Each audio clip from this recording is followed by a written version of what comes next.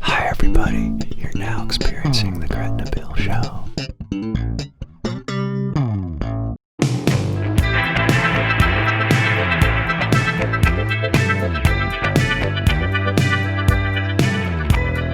All right, Showtime. So here's what we've been doing.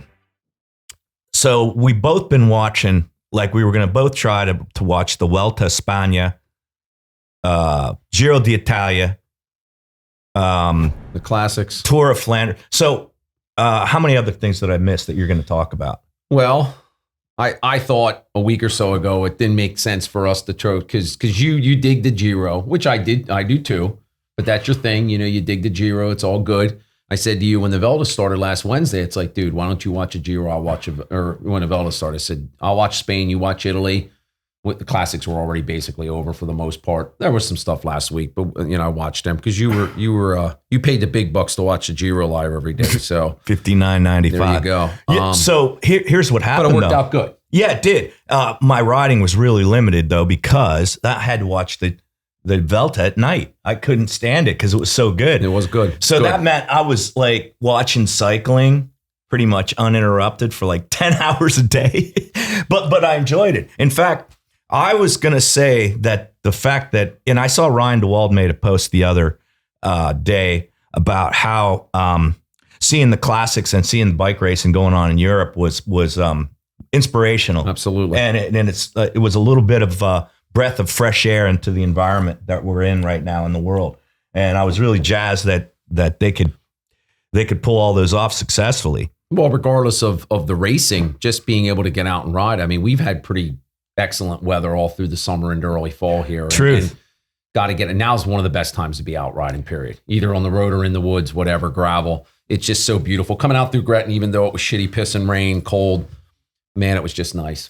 It's just beautiful. I kind of like it in the rain and the cold and by yourself, the solace. I love it. So basically, I'm not going to tell you how the Giro d'Italia turns out at the beginning of the show. I'm going to go through all my stages and I try to take notes. He'll comment. Yep. And then we're going to go through some of the stages on the Vuelta and then I'll comment maybe if I'm not too. So anyway, that's the way the show's going to roll for today. And I think Josh has both logos, right? Yeah. So we can flip back and forth. When John's talking about the Vuelta España logo will be above us. And when I'm talking about the Giro d'Italia logo will be above us. And I think you got a Tour of Flanders logo, maybe. Yeah. How many are there? How many are we talking about today? Well, you can put the Flanders logo up there, but the Ronde van Vlaanderen. But, them Belgians are with copyright and stuff. We might get a couple old attorneys over here. Yeah, if we do the theme song, we'll probably definitely get the flag. Yeah, it's good. Well, that's not the theme song for the Giro. It's the theme song for Lamar helmets. And they probably would appreciate us doing ta-ta-ta, ta-ta-ta, ta-ta-ta-ta-ta. It's so Italian, man. It's so right on. So what happened at the Vuelta? All right, so listen. Here's what happened. I've got this new... the Giro, I'm sorry. No, that's all right. I got this new app on. I just downloaded iOS 14. All right. So watch how this is going to play out. All right. Giro d'Italia, stage 10, Luciano to Torbeto.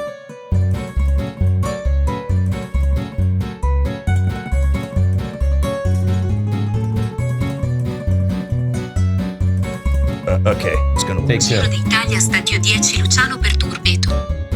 Okay, there it is. I'll have extra anchovies on that. All right. How was that, Josh? You like that? This is a hell of a lead up. Yeah. All right, so stage 10. Yeah. Finally got his win. Yeah, basically it was Sagan and that United States kid who finished the highest of all the U.S. entries, McNulty. Brandon McNulty. Of UAE, and then Almeida of DQS. So Sagan did it. And it was just on the heels of that, before when we did 1 through 9, that we were like, Sagan's washed up and that's it. Well, and he pulled it out. That's what he was paid for. Wasn't that coming off of the test day and stuff where they lost some riders? They did have a couple positives in the peloton. I think Mitchelton Scott pulled out the entire team, and Jumbo-Visma pulled out. Yeah. And it's a smart move. Neither one of them were tearing it up necessarily. So Almeida, in one of his 14 pink jersey appearances, the Maglia Rosa, he was in it this stage, and he's going to be in it for a while. Yeah, great. Kid's incredible. First Grand Tour so far. But DeMar still holds on to the purple. Yep. And the white's still worn by Van Hoek. Harm. You know what? I have some notes here, and Fuglsang in that stage took a bike change from Fellini. Yep. So he flatted or something. I can't remember. So I want to stress that. We talked about that in the Tour de France, but that is legal, right? Oh yeah, absolutely. As long as he's on your team. Absolutely. That's cool. So another reason why you have a strong team. You hope the guy's relatively your size, especially if you got to go any distance on it. But these guys can change that bike a mile up the road then with the team once the team car comes up. But still, it's a shock to the system if you're 6 foot tall and the guy's bike you're getting is 5'5", or vice versa. So speaking of stage 10, a great fact about that, because we were just talking about how great it is to have, the Tour de France and the Giro d'Italia and the Vuelta España and all the classics going on, because it breathes a breath of fresh air into everything. And it's got an international appeal to it.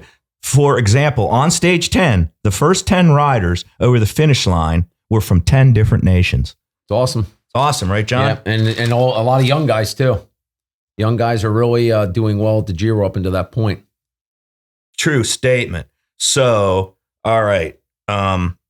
Stage 11 of the Giro d'Italia is Porta Saint Eliptio to Rimini.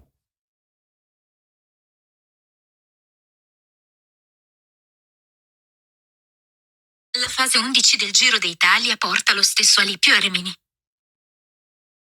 Like you said, anchovies, please. Yeah, extra mushrooms on that one. So at this point, 9 out of 22 teams are intact with 8 people. And here we go, another one of those DQS victories. It was Arnaud Demar, 4 wins up to this point in time. Yeah, Sagan came on strong and finished second. Yeah, he looked good that day. I thought he was going to catch him there at the line, but Demar's just sprinting so well. I think he's won 14, 15 races this year for FDJ. Pretty much made their season. I mean, FDJ, yeah, thanks for straightening me out. No dude, I got a lot of notes here. Yeah, it's all good, man. And then Hodge was third, and then in fifth was that Rick Zabel. And I always I have an emotional, thing for him because of his dad and shit. I don't know where he's going next year. I mean, he's a CCC rider, so he's definitely looking for a new job. And again, I'll use this as a segue. Again, on stage 11, we saw the brakes formulate. And in the brakes were Andreoni, Giacottoli, and Bardiani CSF. And of course, so you saw a lot of the Botteccia on the Andriana team and a lot of the Guerciotti up there. Yeah. Which is cool. And so we got a treat for you today. I'm going to move away from the mic. But they were all riding this frame. We just got them in. This is the 740. And they were actually riding this in the Giro d'Italia. I just got this in from Milan, Italy, where the Giro ended, by the way. So, yeah, John, what do you think? Excellent light, conventional looking, beautiful bike. I know you like the conventional looking, right? Yeah, this is beautiful. All stock. I mean, I did go to disc brakes on this, but again, conventional seat post, conventional stem. Yep.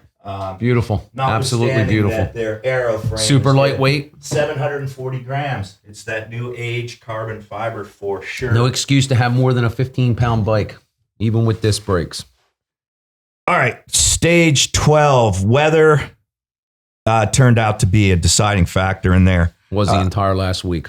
Yeah, it was. Good point. And of course, wheel changes were critical. So then in this one, the Tutto Bici. So that's the moto police for the race that was in front of the actual race. It was like a master's race or something. It was for local interest. Anyway, all 17 of those moto police tested positive. Well, I think this was before they started kind of locking things down. Their bubble was pretty. They popped the bubble second or third day. They had a lot of comings and goings for what I read from over there. And I think if they would have done from the beginning what France did and shut things down and tightened it up a little bit, they wouldn't have had those issues. Luckily, the race continued on because there was a lot of cry to shut everything down. So luckily, we still had a race. Stage 12 of the Giro d'Italia, Cascientico to Cascianatico. Per fortuna siamo ancora iris. It's like I'm at my favorite Italian restaurant. It's incredible. I'm waiting for Vito to come over and take my order.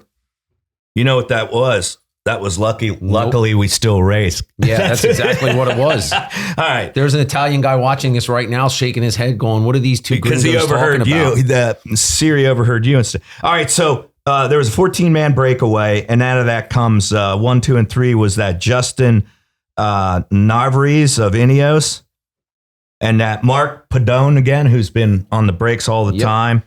I think he rides for who does he ride for? I'm not sure. Anyway, going back to that Justin Narvaez from Ineos, he's another Ecuadorian. And third was that U.S. Joey Roscoff. Joey Roscoff on the CCC. CCC. So that's one of the other. And I'll highlight all the U.S. contenders. That was a good stage. That was a good break. That was pretty sure I watched that one. Yeah, watched a little bit of it before other stuff came on. Okay, let me get up to stage 13. All right, let's see what we got here. Never know what you're going to get here. Stage 13 of the Giro d'Italia, Cerveccia to Monsalis.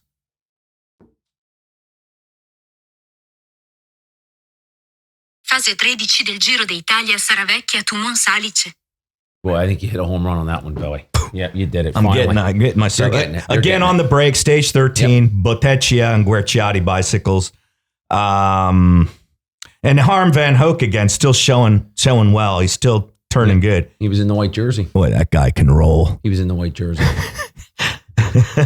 And Almeida got third, so he got the time bonus in that stage. So it was at the end, it was that Diego Ulysses, UAE, great sprint, and Conrad from Bora. Patrick Conrad, and then Almeida. So the important thing about that is he's sprinting to try to gain a few seconds, and he's also in the Maglia Rosa. You don't see that too often. No, not from a kid his age and stuff. Do you think that's smart or very smart? I mean, he realized what was coming that way. The last week of the Giro was insanely hard. We'll get to what happened to it in a second here on your thing, but it was, you need to take every second you can in a stage race. So overall stage, in that stage, Conrad pulls up into fifth. He actually pulls up even with our boy Nibali. But I'm afraid the fate of Nibali and is the same as the fate of Valverde in the Vuelta. It's just finally the old guard is realizing they're just not there, dude. Yep. Okay, so stage 14. Stage 14 of the Giro d'Italia is Conigliano to Vander de Bianchi.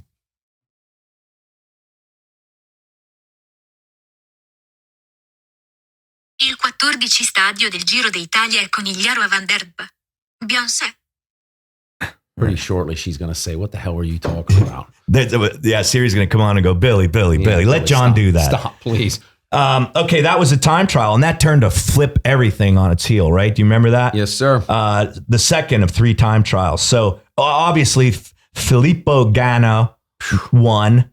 New Spartacus. Spartacus. The dude is so freaking strong. Monster. And then we also see the emergence of Dennis Rowan. Rowan Dennis. Yeah. Close enough. Ex-world time trial champion. And Thomas de Gent finally, for all of his labors, TT, man. ends up third. Great TT.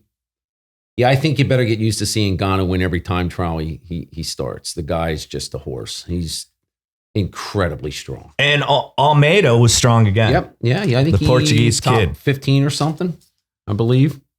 Okay.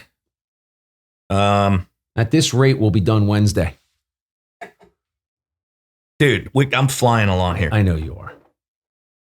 Stage 15 of the Giro d'Italia was from Vuelta to Pianalo. La fase 15 del Giro d'Italia era dalla Revolta a Biennalo. All right. Sunweb really took control of the stage, right? So that was, if you remember, they had 6 guys up in there, and they were dragging Wilco Kelderman at that point because they thought, well, he's our boy at that point. I think they only had 6 left at that point. 6 riders total in the team by that point. Yeah. And again, DeGent, after he finishes 3rd in the time trial on the previous day, he comes out and, he's on the break again. He's out front. Chasing points. Again with Rowan Dennis. And then it turned out later in the stage, it was Jai Henley of Sunweb dragging Kelderman and Gegenhardt, which turns out to be a very productive, right? Harbinger of things to come. And in the stage, of course, speaking of harbingers of come, Theo Gegenhardt of Ineos won the stage. And basically now it's starting to take shape that, G was out on stage 2. Yep. Okay, Geraint Thomas. And Ineos was really looking bad. Their performance at the Tour wasn't that great. Yeah, they came here looking to win this thing. I mean, I think they knew they were going to win some stages with Ghana, the TTs and stuff, and everything else was looking the overall. G goes out, and they drop back, and at this point, I don't think they realized they were going to do anything other than some stage wins. Right. So there's a new G in town, though. I believe that was, and that would be number Theo 4 Gegenhardt. stage win for them so far up into that point. So they it was 5. That was the 5th win for them. 5th stage win for them in that race. So right there tells you, regardless of where they would end up on GC, they had a great Giro. Yeah, and so remember we had said at the beginning of the Giro that it could be one of the guys that we're not even talking about that's going to end up on top, and it turns out that we were correct. Of course we were. Yeah. So, and that man would be Gegenhardt, who basically took over the leader role in this stage from G, and everybody knows, well, they got a chance with this guy. Well, I'd set the stage for what was going to happen the week after because it was so hilly. It was so, So, yeah. So the overall at this point is Yael Almeida still from DQS. Wilco Kelderman, Sunweb, moves into 2nd. Jai Henley of Sunweb 3rd. And 4th is Theo Gegenhardt, Ineos. And he was almost 2.5 minutes back by almost 3 minutes back by that time. 3 minutes, 2 minutes, 59 seconds to be specific. And then Bilboa, Magic. Raphael. Yeah, Raphael. Then Nibali, then Pozzovivo, who was racing pretty good up to that point in time. Conrad. And then that Fausto Masnado turns out to be another kid they brought in to work for. If Evenepoel wouldn't have been hurt in Lombardy, that was, they brought the Portuguese kid in the lead and a kid in 10th in to basically work for Remy. DQS is going to be a force to watch starting next year. These young guys, 26 and under, 27 and under, are going to dominate the sport for the foreseeable future. Solid. In my opinion. All right. Moving along here. Stage 16. Stage 16 of the Giro d'Italia goes from Udine to San Daniel. La fase 16 del Giro d'Italia va dalla notte di Udine a San Daniele. Hey, that was pretty good, John. That was pretty good. You realize there's going to be like 4 boxes show up from Amazon next week. You're ordering stuff from Italy as you speak. And you don't even know it. 15-minute break away gap. 28 riders on the break. That's pretty incredible. Yep. Another Slovenian then ends up winning that stage, and that's another Slovenian. Yeah. That's Jan Tratnik from Bahrain McLaren. And then that Ben O'Connor moved up into 2nd. Boy, he started having a great race. NTT? Yeah. Yeah. And then that Battaglin. Oh, these guys are looking for jobs. You'd be surprised how staring at unemployment makes you go out and do your best. You think that's going to work in our country? No. No, all right. not so long as we keep giving away free money. Don't go there, Billy. Damn it. All right. Stage 17. Okay. Let's do stage 17. 17. I think we're in the mountains. Stage 17 of the Giro d'Italia, Bassano del Grappa to Madonna di Campagna.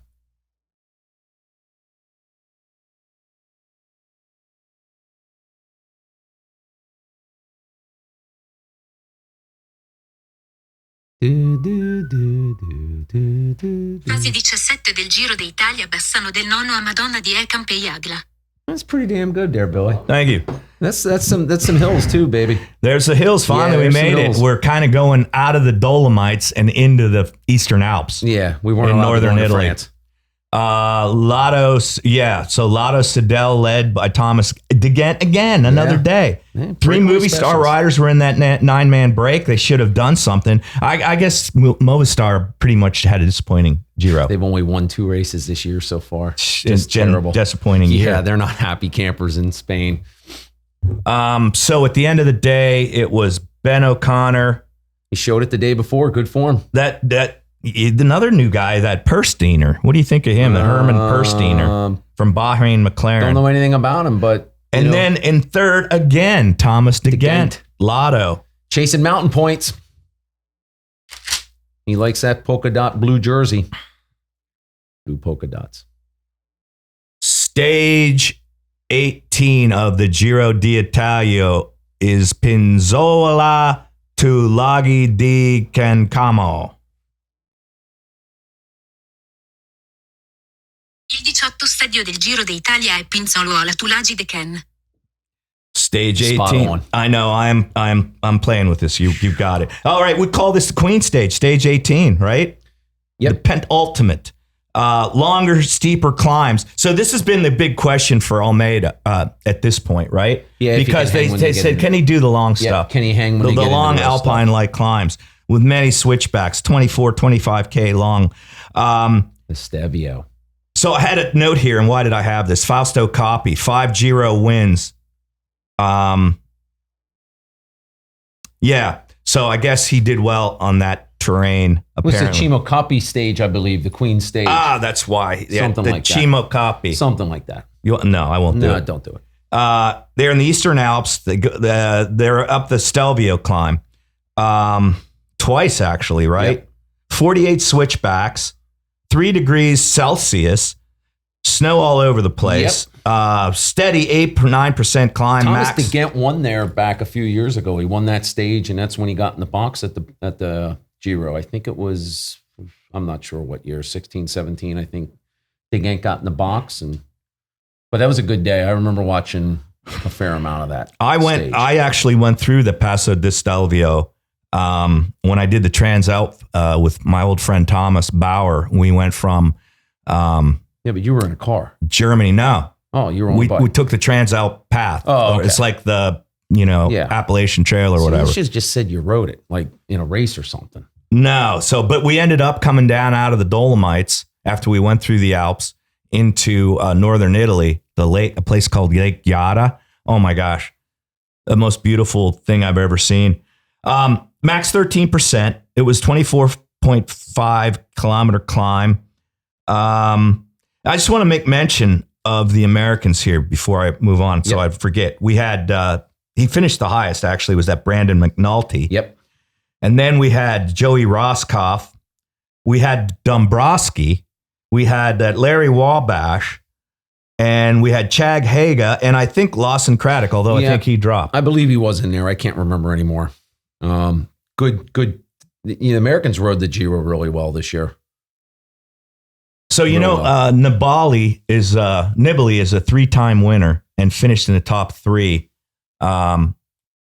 many times Yep. since 2010. Getting a little long in the tooth. Ron Dennis takes 50 points. He And the rode, pass- he rode like a Trojan. Right, Yeah, dude. it was unbelievable. Yeah, he rode really well. He pretty much There was he 4 piloted climbs. Geoghegan hard up there. They just put the hammer down, and it was ugly, ugly stuff. It was amazing the length he stayed in there. So then the stage went to Jai Hindley, Sunweb. And then the Australian kid definitely made his mark in this year's Giro. Teo Gegenhardt is not giving up. Nope. Balbo moves into third. Oddly enough, Fuglsang moves up into fourth. Well, he's fourth on that stage. And then Kelderman, Conrad, Almeida was seventh. Nibali was eighth. So then the overall looks like this, John. It's Wilco Kelderman, Jai Hindley, Teo Gegenhardt in third, Bilbao in fourth, Almeida in fifth, Fuglsang in sixth, Conrad seventh, Nibali eighth. And Balbo did the Tour. So he's one of two guys. Who was the other guys? I'm not sure in the top 10, but I mean, I know he did the Tour. He had a solid Giro, to say the least. And now a pattern's forming up there at the top. The top three are going to battle it out for the win in Milan. So stage 19, we'll just touch on that really quick because it was a boarded kind of a shortened stage. Yeah. So it was raining like hell. And the CPA group, which is sort of a riders union, said, "Yeah, man, the length of this, and we're concerned about our health. It's cold. Yeah, it's cold and rainy." And so it was the race officials go, "Oh, okay, dude." So they started at like 119 kilometers. Yeah, they so did about 7 you got miles. stuff to say on. And I just want to mention again, and I said it before on stage 18, they were referring to it as jacket gate because when those guys at the top of the Stelvio. They couldn't get Nibali couldn't get his jacket on. None of them. The wind was blowing. It was that bad. So anyway, your thoughts on the way the organization of Giro d'Italia handled this? Both of them handled it like shit. The organization took all the prizes at the end of this day, and they donated them to COVID care and shit, which is class act and shit. But these guys earned this money. The kid that won this race, CCC rider. Joseph Carney, he's looking for a job. I mean, and then that Victor Kampernitz was second, and Jacob Moscow, Trek third. Yeah, Trek Sigafredo rider took a third. They stripped them of their prizes and donated it, which is great cause and all, but let the riders decide that instead of the organization. Both of them kind of dropped the ball. I mean, part of me agrees with the riders. It's like, yeah, some of this stuff's getting a little out of hand. It would have been the longest day. It would have been almost 258 kilometers. Yeah, I get it, but still, it was handled like shit on both sides. Giro d'Italia, stage 20 is Alba to Sestriere.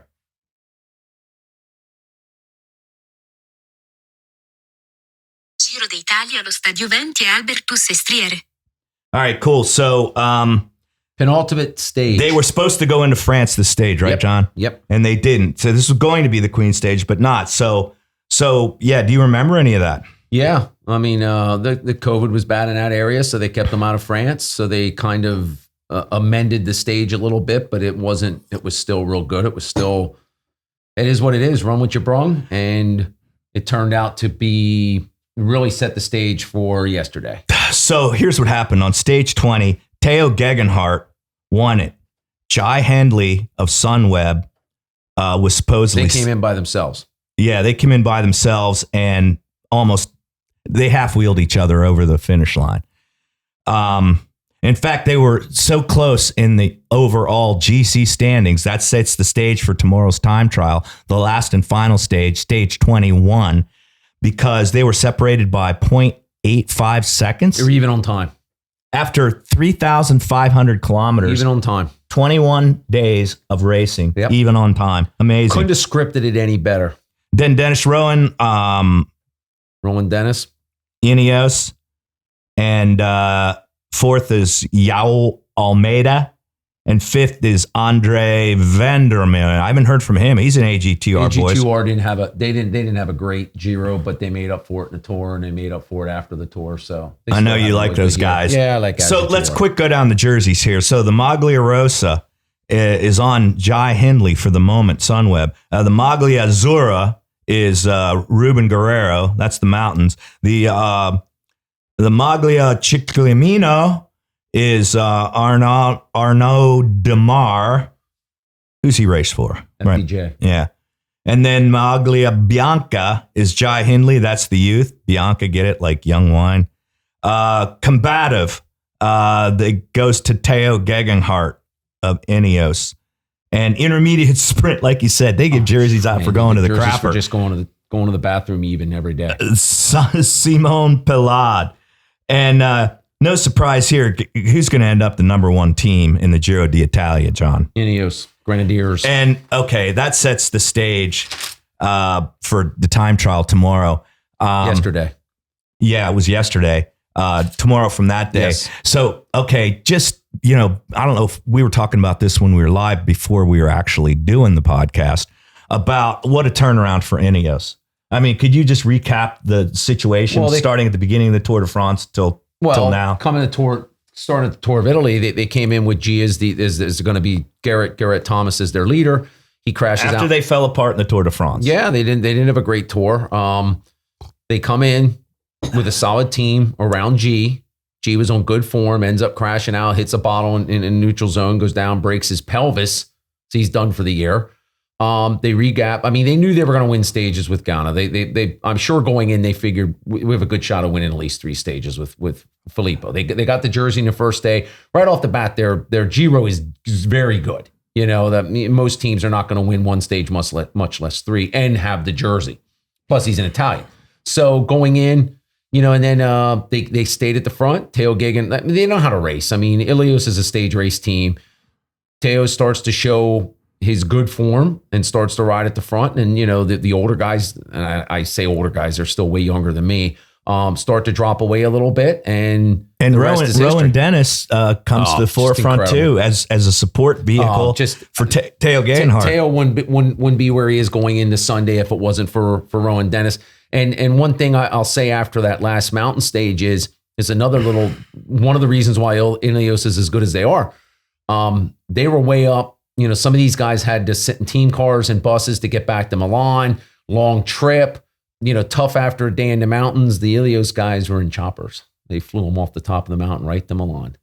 That's marginal gains, my friend. That's the brilliant. difference. That's the difference. Especially when it comes down to 0.85 seconds. Yeah. That's the difference. I mean, they're tied up going into yesterday. That speaks volumes. That's a difference Marginal maker. games. Yep. Boom. Yep. So anyway, stage 21, of course, Filippo Ganno, and that gives Ineos 7 stage wins. And even on that, Rowan Dennis got 3rd on that time from Ineos. Well, so they're really starting to say, we own this. Yeah, we own this race. He's ex-world champion TT guy. And so the cat's out of the bag. Stage 21. Stage 21 of the Giro d'Italia, Cernusco Sal Naviglio to Milano.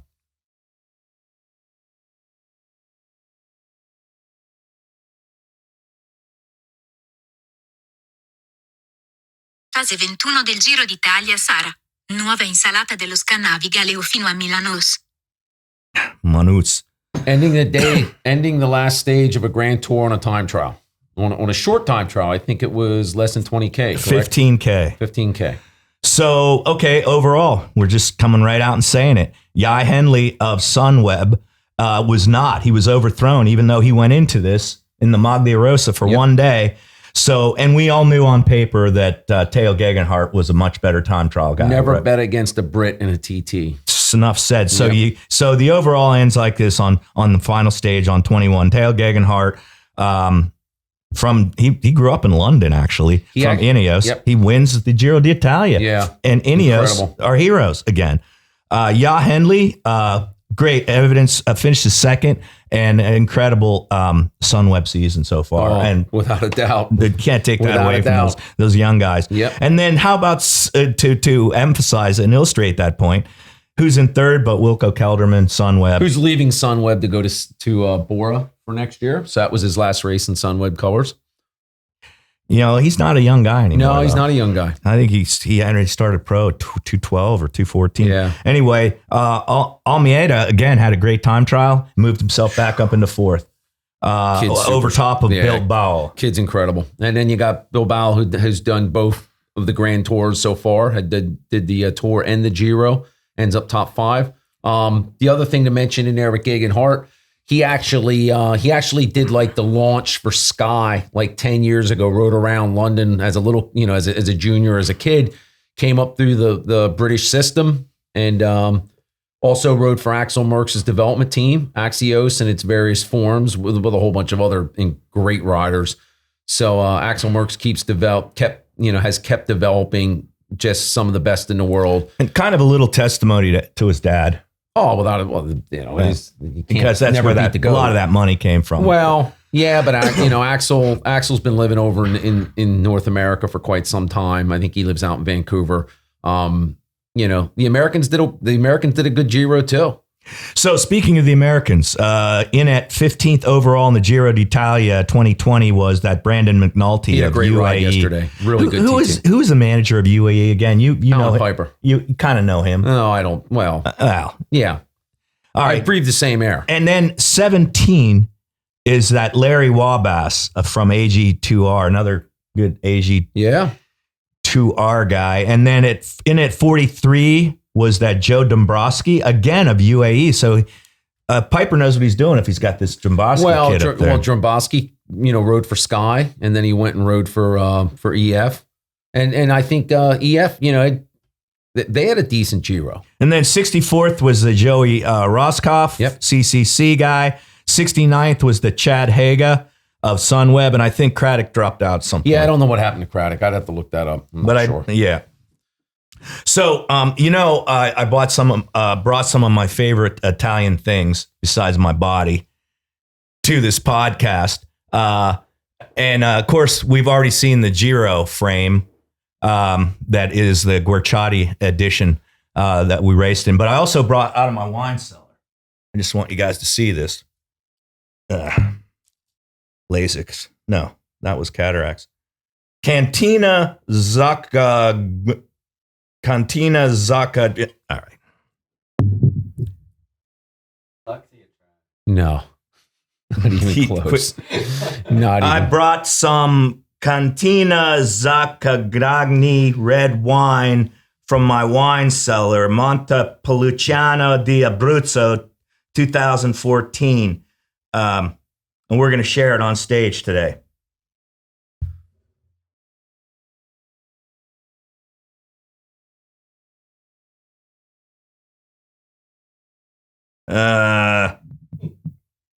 Didn't like it. There's going to be an edit here. All right, screw it. Where's the communion crackers? Where's the wafers? Because that's the only thing I didn't bring. Good. He is an ordained minister.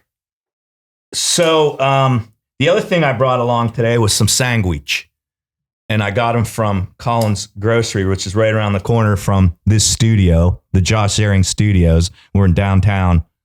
Let's mention our sponsors real quick while you're trying to chop your finger off. Go ahead. There. Why don't you do it today? Well, one of the sponsors, of course, is GUERCIOTTI North America, importing the fine GUERCIOTTI frames from Milan. GUERCIOTTIUSA.com. Exactly. And can never forget Lupine Lighting Systems. Please don't. Lupine North America. We have some socks here, which are available on the website. I think $15 a pair. Good defeat socks. I've had a pair for a while. They're excellent. And there's your pair, and my friend. I appreciate that. And my other friend. Excellent. There's your pair, since I know Steph already contaminated great lighting systems. We're getting into the fall. Contaminated them. We're getting into the fall. We're going into wintertime. Billy's going to wear this bottle of wine here in a second. White shirt, dude. White shirt, red wine. We're going to... Going into winter, you got to have lighting, period. Certainly front and back to be seen. Look at that. Let it breathe. We're letting it breathe, Mo. I can see nothing. But now Lupine lighting systems are excellent. Probably the finest headlights in the world. And then obviously our wonderful producer, Josh Zering, here in beautiful downtown Timber Heights. You want to smell the cork? No, thank you. Timber Hills, man. And don't forget about Deluxx Bikes, downtown Lebanon. Beautiful downtown Lebanon. Beautiful downtown Lebanon.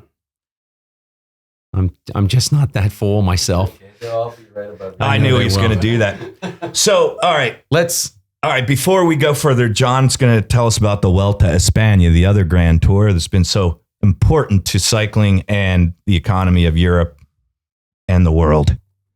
So, I want to share this wine with you guys. All right. So, Josh, come up here. John, hold up your glass here so I don't spill it all over the place. There's something crawling in my glass. Well, Deb just washed those. Okay.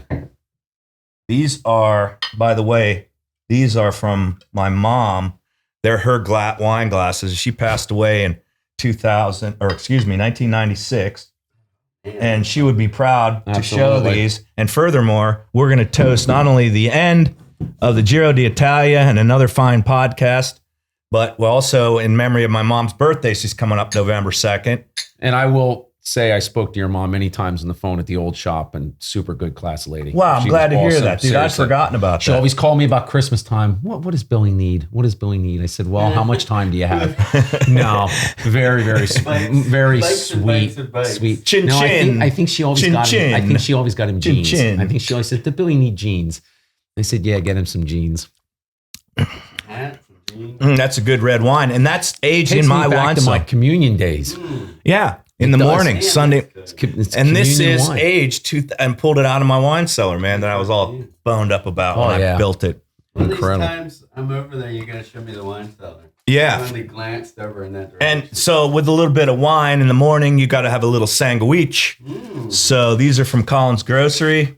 I'll save mine for later. All right. Because I got to talk. We're getting. Thank you, I got to talk. Socks. Oh, that's right. Sandwiches. We rolling? Yeah, we're rolling. All right, let's get into all the other stuff that was going on in the world of cycling. Week and a half ago or a week yesterday, we had the Ronde van Vlaanderen, the Tour of Flanders, the number one race in Belgium. This year, it came down to a battle between the two arch rivals, Mathieu van der Poel and Wout van Aert. And on script, with about 30K to go, Mathieu takes off with Julian Alaphilippe, the reigning now current world champion. Wout bridges crossed, and that's it. You got three guys up the road, about, I think, 20K out. Wout avoids a moto that was parked on the side of the road, one of the commissars. VDP gets around it, but Julian's not that lucky. Julian hits the back of the moto, goes down, breaks his arm, breaks his hand in two places, so he's gone. So it comes down being what every lowlander was praying for, a battle between Wout and Van der Poel with a group chasing. Amazing, pretty decent, right? Sizable group. Yeah, incredible. I mean, they couldn't have scripted it any better, except at the end. Grass burners, is that what you call them? Dirt burners. Yeah, these guys are cyclocrossers at heart. They've been battling each other since they were little kids, literally. Multiple time world champions, both of them, all in cross. But anyways, what it ended up down to, Wout let Van der Poel lead the sprint out because I think Wout went in probably with a little more confidence. And Van der Poel won his first Flanders like his father did, I think, 30-some years earlier. And of course, let's not forget, he's also the grandson of Raymond Poulidor. Raymond Poulidor, the eternal second from France. And then Alexander Kristoff brought the family. Alexander Kristoff brought the group home for third. Everybody was like dumbfounded about that. He's won it before. What a year he's having. Yeah, Kristoff's had a great year. Really, really great year. You think the manager has something to do with that? It might, and his natural ability. Ladies Flanders, I can't forget the ladies with Chantal Bloch, Amy Peters, and Lotto Kopecky. She's a Belgian champ. She rides for Lotto. That's actually her name, Lotto Kopecky. She actually raced cross over the weekend too, and really liked it. Had a good time for what I'm reading. And then a few days after, the same day that the Vuelta started, this past Wednesday was, I believe the past Wednesday, was the Scheldeprijs, which is a sprinter's race around Antwerp. And that was run by our little buddy Caleb Ewing, Nico Bonifazio in second with Total Direct, and Brian Cookard in third for BB. So the Continental teams had a good Scheldeprijs.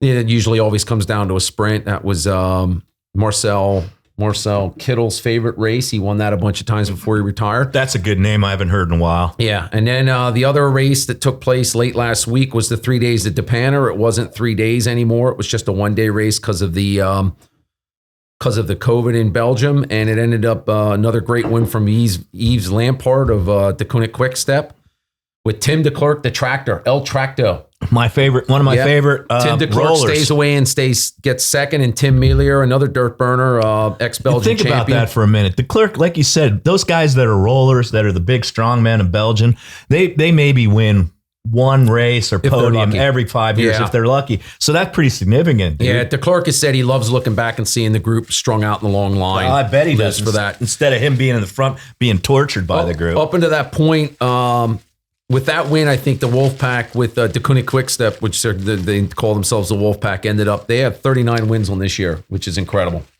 39 wins for the season. Wolfpack.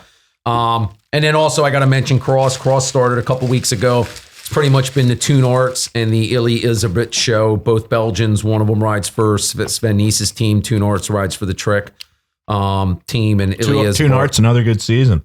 Yeah, so far they're both those guys have pretty much owned it. Yesterday, Illy won, or this past weekend, Illy won in Belgium. So they're having really good years till Matthew and Wout comes back, and then that's who will dominate it. But then get on to the Vuelta Español. The Tour of Spain started last Wednesday. It's 18 stages. They cut out some. They started actually on stage 4 this year, which right into the mountains. They had 3 continental teams involved with all the World Tour teams. Is Burgos, BH, Caja Rural, and Total Direct Energy are the 3 continental teams in the race. Stage 1 was Iran to Arente, 173K with a fair amount of hills, and right off the bat, our boy Primoz Roglic takes command, wins the first stage with Richard Carapaz in second and Dan Martin in third. There's already a pattern forming here. That's your top GC2. The next stage was stage 2 from Pamplona to Lucaberry. We going to do this for Spanish? Or No, let's not. All right. 151K, another hilly stage, wet, nasty day. Little group off the front towards the end. Mark Solar, your buddy from Movistar. I do like him. Mark He might be Solar. the only bright spot Movistar has this year. Well, if you go back and you watch, he was only their second win of the year. If you go back and watch their great documentary on Netflix, which I suggest everyone does, he was held back last year for winning a stage, and he was pretty animate and pretty upset about it. And he went off on his own with about, I think, 10K to go on this stage.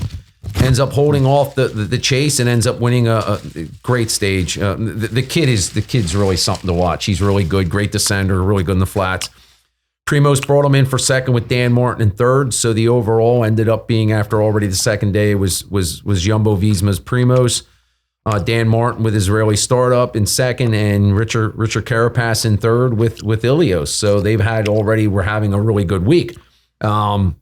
Stage 3 was Ludosa to Laguna Negra, something like that. 166K. telling you, got to let mountain. me use iOS 14 on We it. can't. All right, go ahead. This was a great day. This was the second Grand Tour win this year for the Israeli Startup Nation with Dan Martin. Dan Martin gets a great win. Always glad to see Dan do well for some reason. Yeah. He's been on the deck so many times in his career. He's been so hurt. He's always and he's a tough Irishman. he brings it. Yeah, he's a tough Mick. Dan Martin in first. Primoz He's no in Sean Sullivan, but he's close. No, he's close. Primoz in second, Carapaz in third again. That's the same. Primoz still first on GC. Dan Martin Carapaz second. is another one of Carapaz those third. upcoming Ecuadorians. They're like the Colombians. Absolutely. And, he won the Giro last year. Thank you. I wanted to make sure we didn't forget that. Yep. But continue. Yeah, so obviously pattern forming. That was stage 3. Stage 4 was 191K again. This was a flat day. There's been groups getting off every day, like there is in all these Grand Tours. Mostly filled up with some of the continental. The Burgos guys are always up there. The Caja Rural guys are always up there. Even They're the riding Direct. what? Orbeas and so what are these other Spanish bikes? Just Orbea. Burgos is riding BHs, I'm sure. Caja Rural, I'm not sure what they're on. I don't think anybody's on Orbeas in the Vuelta right now. If I'd have to look, but I'm pretty sure there's not. Stage 4 Well, was they flat. should be.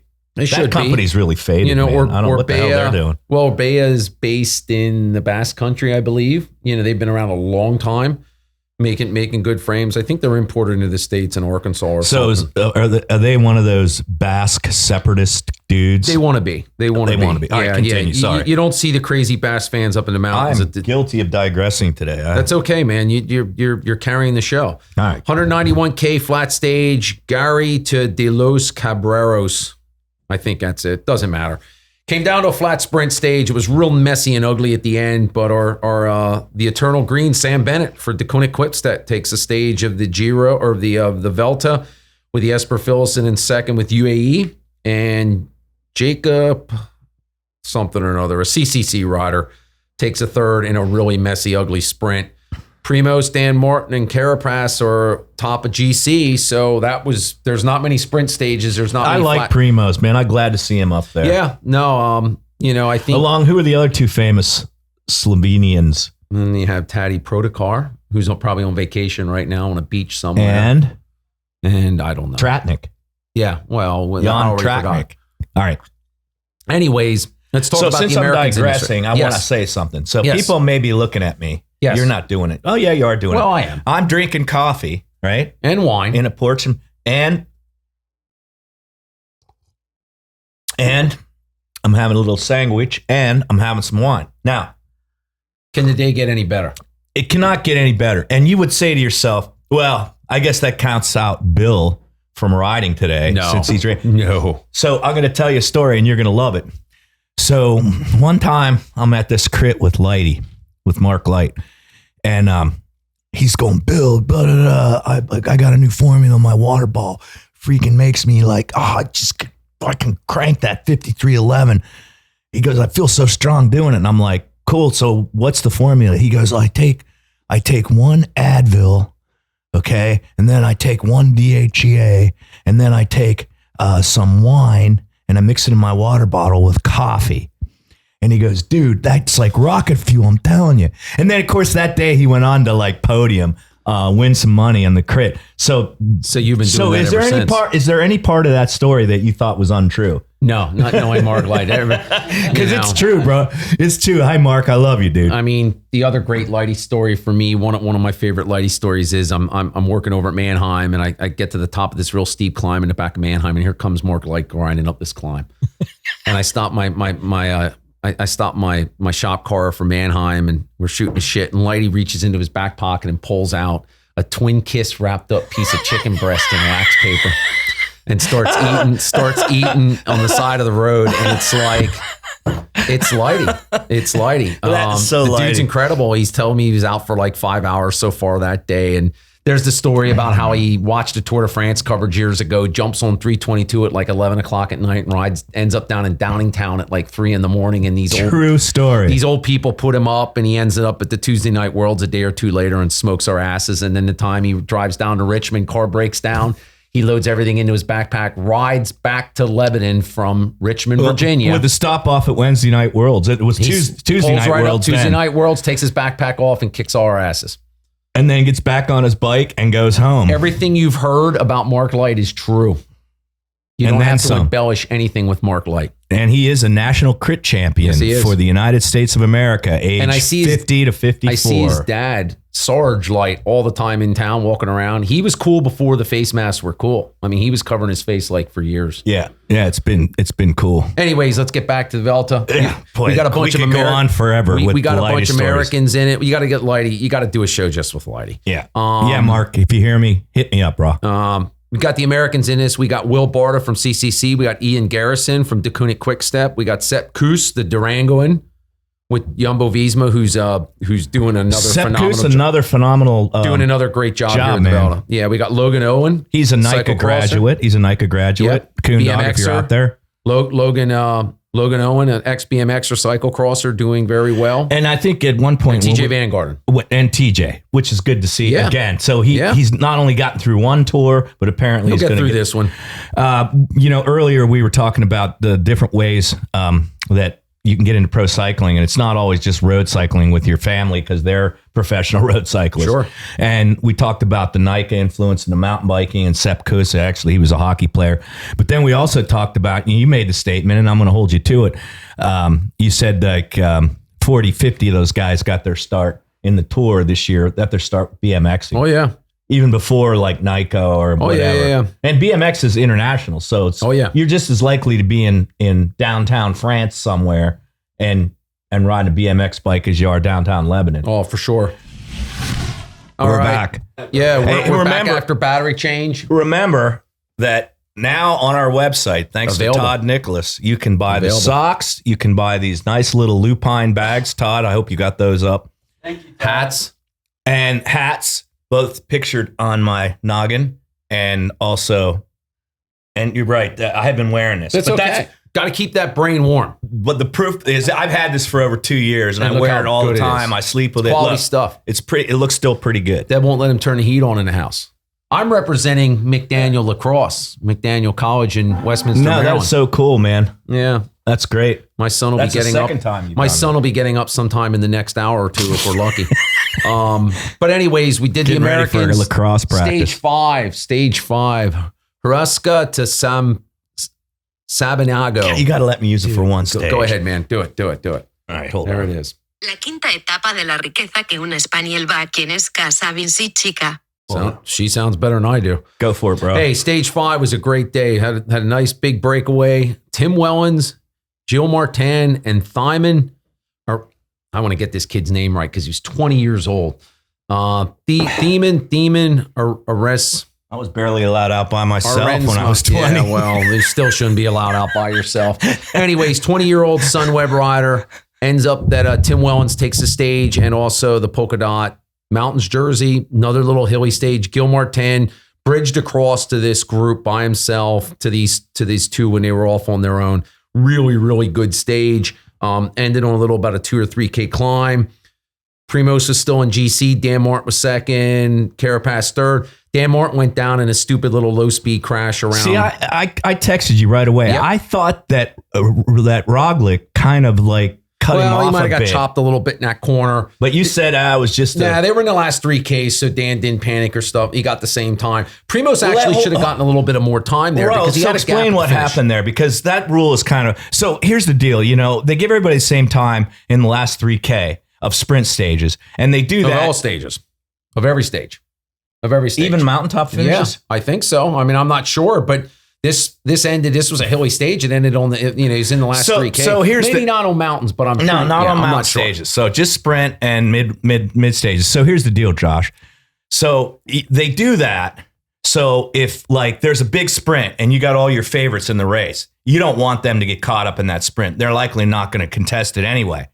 So what they do is they get their prime guys, their GC contenders to the front to avoid any problems until they get to 3K.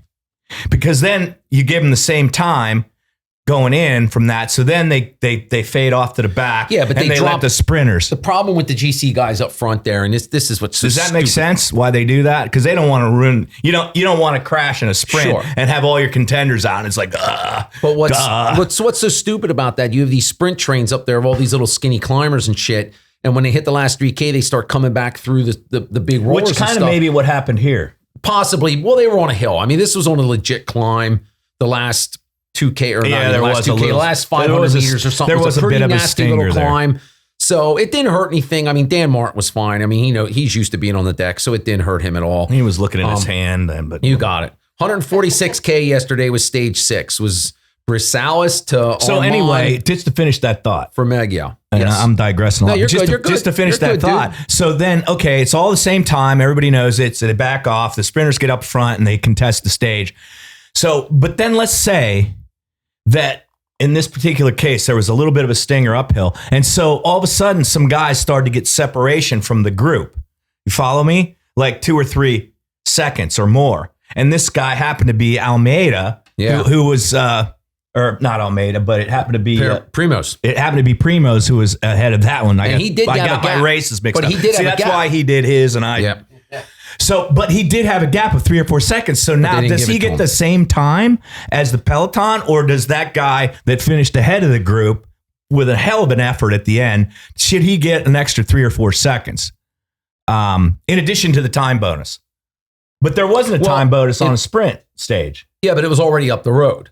The 3 time bonuses were up the road. Do you see what I'm saying though, Josh? But Primoz had a gap. Do you see the Now, problem? I think in the last 3K, you get the same time as the leader if you go down or something. But if there's separation and stuff, that separation is holds. accounted for. Absolutely. But it So wasn't in it's- this case. It's an ugly gray. It was not in this It's case. a dumb gray area. All right, continue. But stage 6 yesterday was 146K. It was wet, nasty, piss and rain. Oh, I watched every minute and of it's it. going to get beautiful.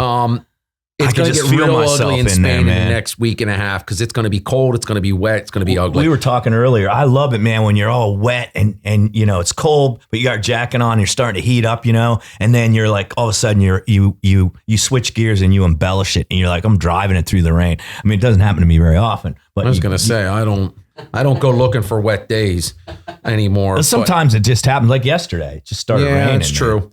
Yesterday's stage, big group was away most of the day. Guys coming and going from it. They all had jackets, and so we talked about this earlier too. So they sent Froome back, who basically was out of contention on the first day from the get, stage 4, and he couldn't climb with everybody. So they used him to go back and get Beatles and more importantly jackets at this stage, and he did it obligatorily without a question. Yep. And that's the thing that makes those guys a great team because of that. Oh yeah. On the other hand, he has no reason to actually do that since he's going to INS next year. He's going to Israel, but he's still a team worker, still wants to help Dyslexic them. I am. Still wants to win another Grand Tour. Obviously What do you think about that? As far as what? Him actually having a chance in light of the fact of all these new young guys coming up. I don't think Froome wins any more Grand Tours. I think the Grand Tours are going to be owned by the sub 30 guys from here on out. I'd be surprised if Primoz. I shouldn't say this because who knows what will happen in the next week and a half, and I don't want to put the bad mojo, the bad juju on him. But I don't think Primoz wins the Vuelta either. I mean, I think he's starting to look a little tired. All right, wrap this bad boy up then. But stage 6 yesterday, big group away. Ended up being one of the Izagirre brothers winning yesterday. Jan Izagirre with Michael Woods, Canadian, in second, who I believe is also going to Israeli startup nation. Yeah, he is. And Rui Costa, ex-world champion from Portugal, in third. And brother Gorka in 9th yesterday. So it was just an ugly day. I do love those brother combinations. And when this is like the best brother combination ever. Yeah. They've won a lot of stages and Grand Tours and stuff. I want to meet the mom and the dad who decide to name one of the twin Izagirre boys Gorka. Gorka and Iron. I want to meet Jan Izagirre, but it's actually ION. GC after yesterday here, and we had another really good GC day yesterday, good battle yesterday, because Hugh McCarthy, the tall Brit on EF, was up there with Carapaz, and they distanced. He's been racing well. He's been racing really well. They distanced Primoz, so the GC came down to Carapaz is winning right now, is leading the Vuelta. Hugh McCarthy's in second at 18 seconds. Dan Martin's at third at 20. Primoz dropped to fourth at 30 seconds, and then Enric Mas from Movistar is at 1:07. Points jersey is on Primoz's back. The youth jersey is on Mas, and the mountains on Wellens. The GC is Carapaz, McCarthy, Martins. I just said that. The Vuelta is going to be really good. I think the Vuelta ends up a lot like the Giro ended up, and they're gonna overshadow the Tour de France this year. As good as the Tour de France was, I think the Giro and the Vuelta will probably be better racing. And real quick before you cut me off there, I'm not cutting you off. I was going to ask. He's getting ready, man. No, I was. Go ahead, I just turned, man. What were you going to throw in there? Interested. What were you going to throw in there? What I was doing was I was trying to look at his freaking notes over there. I know. And I take like notes that are all. I remember one time. I love Billy's notes. Always kind of went that way. It's like, damn, he uses the whole paper. It's really cool. It's like, he's like this 40-year-old college student that's they're. Got a whole binder full Yeah, of I mean, stuff. I'm using like, I think the kid used this in 5th grade. There's math problems on here from my kid, from high school. But the real cool thing about the Vuelta is, I mean, it's all hills from here on out. I looked at what's coming up this week. What's the mountain range they're in Spain? Well, I think they probably get up in Andorra. I don't know what it's called, honestly. I'm it's not the sure. Alps and the Pyrenees, right? Again, they border France and Sierra Spain. Nevadas or something. It's Sierra Nevada. It's just no, ugly. I think you're right. No, I think it is. It's just really hilly. It's really nasty. I think Carapaz has a pretty good chance of possibly, I don't want to put the whammy on him either, but I think Ilios can have a really good month, to say the least. I think Ilios could be the team that surprises everybody, the Grenadiers. Don't count out Brailsford. No, absolutely. He's got to justify his multi-million-dollar paycheck. So he's gonna win races. And then again, you cannot forget what Nicholas Portal did. Rest in peace. Yesterday that team's such a class act. They made sure that everybody remembered Nicholas too. That's why I'm drinking wine. Absolutely. Because, there's a lot of endurance athletes, like shout out to my boy Rusty of Negril. He was riding great this last February in Jamaica. And then he gets back to the States. He's got some AFib shit going on. And he goes, hey, dude, I need a quadruple bypass. I'm like, what? I go, but your diet's perfect. You exercise, you ride every day. It's genetics. Yeah. So anyway, he's telling me I got to get my shit checked out. But to say the least, I know that by drinking a lot of red wine, I could stave off potential problems. Billy, you're like Keith Richards, man. I mean, you're not going anywhere. Really hilly the rest of the week into the weekend. I think the teams of the year this year, the teams that I've been really impressed with through from the COVID, coming back from the COVID from the end of July on. Obviously, you got to always put the Koenig Quick Step in there. They get the job done. They win a lot of races. I think they've won 200 plus races in the last year and in the last 2 years. Sunweb, the young guns, the young kids on the block have performed incredibly this year. Who's your number 3? There's no order, but Ilios Grenadiers is in there just because of what they did at the Giro and what I think they're going to do at the Vuelta. Jumbo Visma obviously has to be in there. They won most of the classics with the exception of Flanders with Wout van Aert, and they had a good tour, and I think they'll probably have a good Vuelta. That's what I want to ask you. Who do you think's going to win the Vuelta? And I'm going to go with Jumbo Visma because they've had such adversity, and even in the Giro they had to pull out. So I'm going to give the nod to Primoz. What's your nod?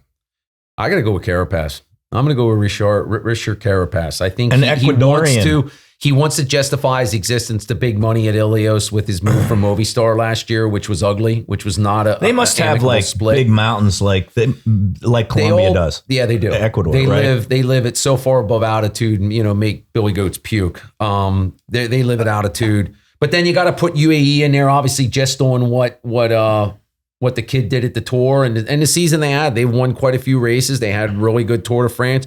UAE is still, there or thereabouts at the front at every race. And then I got to give a shout out to Alpecin Phoenix with Matthew Vanderpool and that team. It hasn't just been the Matthew Vanderpool show. They've done well enough to win the Continental Prize, and they will be in every big race next year, including regardless the Grand Tours. If they become a World Tour team. Well, they're not going to become a World Tour team. They don't have to now. They saved, millions of dollars by winning that prize. I'm glad you brought that point up all along. You kept saying that, dude, if you win the prize as a top Continental team, then you're instantly invited. Yeah. They're in. And I expect to see Matthew Vanderpool. More than likely, they'll save him for the Tour de France next year. I expect him to do the Tour de France next year. One guy that start in 5 months. Yeah, already. One guy you didn't talk about was that Hitchcock. What's going on with Hitchcock? Who's he ride for? I don't even know the name. Maybe I got the name wrong. I think you got the name wrong. But some young rider. Who's he ride for? Think about who he rides for. All right, I'll know who continue. it is. I'll come up. But no, I think it's been a great. Real quick, in just an overview, since we've been doing this since the tour started, I've been watching pro racing a long time, following pro racing a long time, long before it was on TV live and that kind of stuff. You used to get up at 4 a.m. to watch tape delayed stuff if we were that lucky. Used to buy videos or DVDs and watch them 2 months after the fact. I got some of those. Yeah, no, I got boxes of them. The wife will vouch for that. Anybody wants VHS tapes of races for the last 20 years, get a hold of me because I got boxes I would easily let you have. But anyways, no, I think we're seeing some of the best racing of the last 20 years if it stops at that. The young guys have certainly taken over for sure. It's incredible to watch these young guys. What's your crystal ball looking like for 2021? I know that's a really long shot. Hopefully we get racing right away. I don't think they go to Australia in January. I think Australia will still be kind of locked down with the COVID. But I think they're really strict down there in Australia for whatever reason. And well, I mean, it is what it is. It is what it is. And I think come the end of January into February, you'll probably start the stuff in southern France and Spain. No tour down under. I don't think so. I'd be surprised if you see anything in Australia in January. What about those early Arab ones like Tour of Oman and shit like that? Happen. There's money there. These guys love going to the and we've seen the Arab influence now. Not only political on the national international scene, but now in the sports scene as well. Absolutely. I mean, they like going to the Emirates and stuff. There's a lot of money down there. They're put up really well. They stay in 10-star resorts. United Arab Emirates, Bahrain, and it's a good early season races. Plus, I mean, they don't all want to do the early season stuff in south of France and in Spain, but a lot of these guys are just, their balls are dragging. You can see it. They're tired. When the Vuelta ends, just about everybody in the peloton's on vacation now starting today, except for the guys that are slugging out in Spain because that's it. After that, I don't think there's a whole lot more racing going on at all, other than cross racing. But that's a whole different ball of wax. Vanderpool and Van Poel. Well, not Van Poel, but Vanderpool and Van Aert, Wout. Are those guys going to go race a bit across? Absolutely. Yeah. They're so contracted they're going right to do stuff stuff probably the end of November into December. So they're definitely not done. No, they're not done. They're probably on holiday right now with the wives and stuff, and they got to take a little bit of a break body wise, especially Van Aert, because he did the tour and did the classics, but. Matthew showed he trained real hard. All these young riders, whether it's Jai Hindley or doesn't matter. They got it. They all wait for their girlfriends at the finish line. None of them are married yet. That's how damn young they are. Wout's married. Wout's got a kid on the way, but Matthew hit a home run. He's got the 6-foot blonde waiting for him at the finish line. God bless him. And Jai Hindley's got this young they all do 18-year-old girl. Well, I don't know with about her that. mom. Their mom brings them. Was that Hunter or was that no? I'm joking. But anyways, all joking aside, the racing's been really awesome this year, just to say the least. And to be able to do this with you every other Monday or whatever during the tour, we did it almost every week. It's been awesome. Hopefully we do one more show at the end of the Vuelta, get together and do an overview of the season. Maybe I've really embraced cycle racing this year. In fact, this last weekend was like so intense. Now, check me on this. We had the World Series going on, and I'm sort of a Dodger fan. We had Penn State football starting up. What a crushing defeat. That ball didn't break the plane, by the way. I knew that was coming. And then, hey, Steeler Nation, they're doing great. I mean, the Browns are doing okay. That's my team. Baker Mayfield, I don't know. Once he can stop doing commercials and practice more, maybe he'll be a little bit better. And then you got all these grand tours and classics going on simultaneously. I don't know what you're talking about, Billy. I just watched cycling. I know. No. I had a tough day because I'm putting in on Sunday. I had to get my ride in. I got lights to ship. I got 10 hours of viewing time, and then and just in football, cycling, you're still recovering from the Penn State win. I'm still recovering from that. I couldn't sleep. Oh, it was horrible. I've always had my doubts about their coaching. Yeah, don't get me started on the coaching. All right, so where are we going next? What's next on our agenda, John? The end of the Vuelta, the next week and a half. All right. The next 2 weeks, basically. They don't end the following Sunday. They end the Sunday after that. Josh, you got anything here before we wrap this baby up? He's got a lot of editing to do. This is the longest show by far. Okay, it's time for me to say peace out. Peace out and long live, long rides. Thank you, our sponsors. Thank our sponsors, LupineNorthAmerica.com, GUERCIOTTIUSA.com, Josh Zaring Studios, Deluxx Bikes. You're forgetting somebody. And what did I forget? GUERCIOTTI, Lupine. Oh, GUERCIOTTIUSA.com. Yeah. Oh, Milan, Italy. That was the whole point of me bringing the freaking frame. And you're lucky I didn't bring my time trial. I got a GUERCIOTTI time trial. I have a shout out from a local constable, local attorney that wants to see the time trial bike. I hear it every time he calls me. He wants to see this TT bike. And I should have put it on the show. I keep blowing them off because nobody really wants to see a time trial bike, but that's my opinion. It's DI2, dude. It's so tricked out. And it's what we saw in the Giro d'Italia 3 times. That exact same freaking bike. So that's what's so cool. Just like we saw that freaking bike all day, every stage nearly when there was a break in the Giro d'Italia 2020. Another good show. Some of us got to get to work. Yeah, I got a lot of lights to ship. That's all right, awesome. Peace out, brother. Oh, before I forget, this week's best Lupine shot was actually a tie between two. First was Alec Kinsey's front wheelie on, what bike was that? Inspired Foreplay. Yeah. And dude, that was an awesome shot. So Alex, you've got a Kool-Aid, as we call him. You've got a pair of socks coming. And the other one was my own teammate, Todd Coble. It was a Wilma mounted on top tube spacer mount. And then, because he's an electrician, he cleaned up some of the wiring harnesses, and man, that looked like a slick. So Todd's already got his socks. I was talking to him the other day. He was buying some more accessories. And expect to get the call to come to Billy's house to do the same slick setup for Billy. I saw him at the race on. Do I know how this guy thinks or what? And special shout out to Collins Grocery for providing sandwiches for this episode. The Jigger Shop. Bigger shop. And Sammy's. I put, and fine and Italian Porch, wine, product of Italy. product of my wine cellar that I've been dying dry, to. it's very dry. I can't wait to show you, dude. You're going to be impressed. Not too dry though. No. That's a wrap. That's a wrap.